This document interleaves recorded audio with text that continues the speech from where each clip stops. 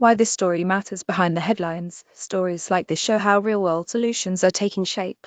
Quick summary: this story highlights recent developments related to forecasters, showing how constructive action can lead to meaningful results. Whether you call him groundhog, woodchuck, whistlepig, or use the full genus and species name, Marmota monax, the nation's premier animal, where the forecaster has been making headlines at Punxsutawney Phil for decades. The largest ground squirrel in its range, groundhogs like Phil are found throughout the midwestern United States, most of Canada, and into southern Alaska. N. monax is the most widespread marmot, while the Vancouver Island marmot, N. vancouverensis, is found only on one island in British Columbia. Would you like to read more good news about forecasters, planet weather, important stunts, and groundhogs? In total, there are 15 species in the genus Marmota, found around the world from as far south as the Gemmes Mountains of New Mexico and the Pyrenees Mountains of Spain, north to regions of Siberia and Alaska, so dark and cold that the marmots must hibernate for up to 9 months of the year. Marmots, including all the actors who have played Phil over the years, are the largest true hibernators, animals that enter a torpor that reduces their biological functions to a level closer to dead than alive. Marmot studies are the foundation for experiments to address obesity, cardiovascular disease, mpox, stress, hepatitis, and liver cancer, and they may inform work on osteoporosis and organ transplantation. Aging seems to nearly stop during hibernation, as the marmot heart rate drops from nearly 200 beats per minute when active to about 9 during hibernation. Similarly, their active body temperature can be 104 degrees Fahrenheit, 40 degrees Celsius, about the same as a dog or cat, but plummets to 41 FIC when hibernating. Humans, in comparison, become hypothermic at a core temperature of 90 above F30 above C, fueling feast and famine. Marmot's only source of energy during the hibernation period is stored fat, which they may metabolize as slowly as 1 gram per day, but even that is a large amount when it must suffice for more than half a year.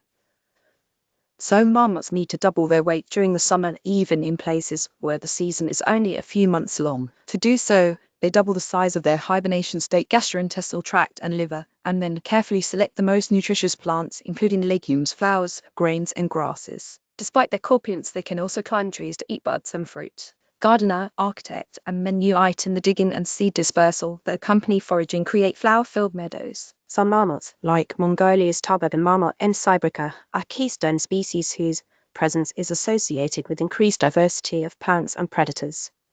Marmot burrows are a key architectural component of many other animals' habitats. Abandoned marmot excavations can provide temperature and humidity-controlled housing for dozens of species, from frogs to foxes and snakes to owls. The same activities can make groundhogs a pest to people. Groundhogs have many traits that make their presence important to environmental health. Photo by Lady Camera CC by SA 4.0. In most of the Midwest, groundhog predators were largely eliminated at the same time that agricultural fields became vast marmot buffets. Today, many groundhog populations are tightly controlled by invasive coyotes, as well as recovering populations of bobcats. Because they are such a high-quality meal, marmots are an important conduit of energy from plants to carnivores. Everything from hawks to eagles, weasels to wolves may eat them. And like most native birds and mammals, marmots are on the menu of house cats too. Humans also have long exploited marmots for meat and fur. As a result, once common marmot species are rare in many places. But marmots breed like the proverbial bunnies and so have the potential to come back quickly from population declines. They can be reintroduced to former haunts, benefiting the ecosystem. Hibernation must end at the right time. Shortly after waking from hibernation, marmots mate, giving birth about 4.5 weeks later to half a dozen or more offspring. Ideally, pups are born just as the first plants peek through the snowmelt, maximizing the time available to pack on fat for the coming hibernation season.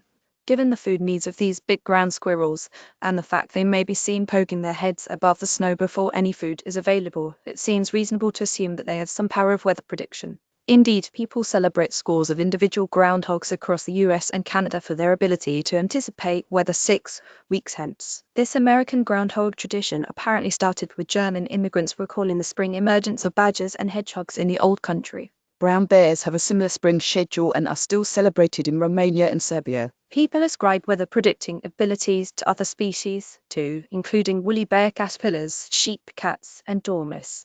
One tradition holds that tree squirrel nests called drays can predict the severity of the coming winter. Leafy drays are well ventilated and private good choices if you need less protection during a warm winter. More insulated hollow trees are cozy in the cold, but communal and so come with the risk of sharing parasites. As a squirrel researcher, I've noted the location, number, and size of nests for years, but seen no discernible patterns related to weather.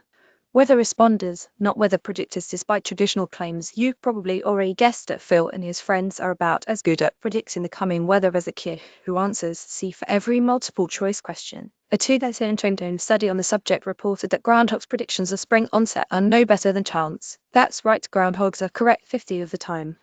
Punxsutawney Phil makes his debut on Groundhog's Day. Photo by Antti Quintano, CC by 2.0. One big problem with relying on any